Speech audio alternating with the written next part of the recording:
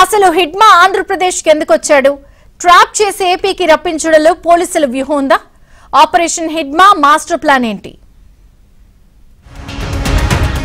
తనకు ఎదురు లేదన్నాడు. ప్రభుత్వంతో చర్చలకు సైతం నో అన్నాడు. పోలీసుల్ని చూసి గన్తోనే సమాధానం చెప్పాడు.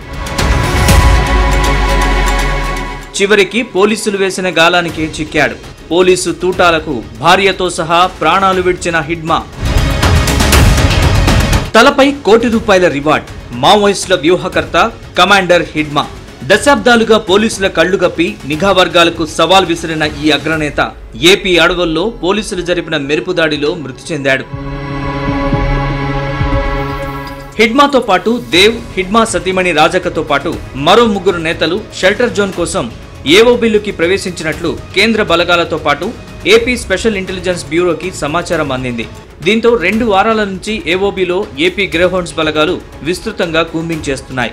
ఇందులో భాగంగా సోమవారం ఉదయం హిడ్మాతో పాటు మరో 5 ఏపీలోకి ప్రవేశించారని ఇన్ఫార్మర్ల ద్వారా స్పెషల్ ఇంటెలిజెన్స్ బ్యూరోకి సమాచారం అందింది.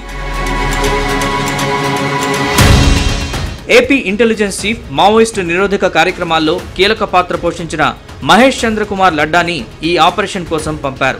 సోమవారం ఉదయం నుంచి మారేడుమిల్లి రిజర్వ్ ఫారెస్ట్ లో హిడ్మా కదలికలు డ్రోన్ల ద్వారా తెలుసుకున్నారు. హిడ్మా అక్కడే ఉన్నట్లు నిర్ధారించుకున్న తర్వాత గ్రేహౌండ్స్ బలగాలతో సోమవారం మధ్యాహ్నానికి రిజర్వ్ ఫారెస్ట్ లోకి ప్రవేశించారు.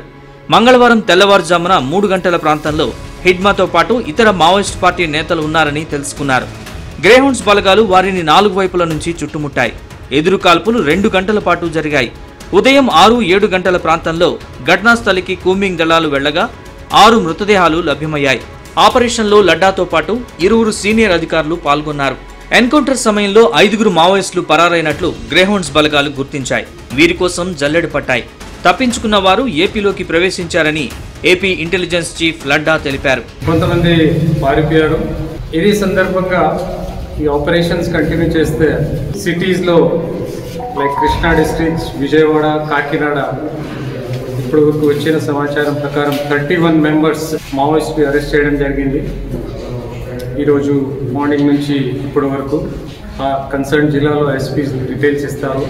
దానిలో 31 మెంబర్స్లో మొట్టమొదటి బ్రేకప్ ఏంటి అంటే 9 మెంబర్స్ మన సెంట్రల్ కమిటీ మెంబర్ దేవ్జీ అలాగే సెక్యూరిటీ టీం వాళ్ళు ఉన్నారు. ఇప్పుడు వచ్చిన ఇన్ఫర్మేషన్ ప్రకారం మిగతా దాదాపు అందరూ ఫస్ట్ బటాలియన్ నుంచి హిడ్మాతో పాటు వచ్చే వాళ్ళు ఉన్నారు.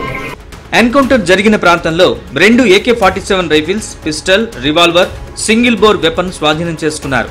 ఇవే కాకుండా భారీగా బుల్లెట్లు, 375 ఎలక్ట్రికల్ డిటోనేటర్లు, 150 నాన్ ఎలక్ట్రికల్ డిటోనేటర్లు, 25 మీటర్ల fuse wire, 1 electric wire bundle, 7 kit బ్యాగ్లు లభ్యమయ్యాయని డీజీపీ హరీష్ కుమార్ గుప్తా వివరించారు.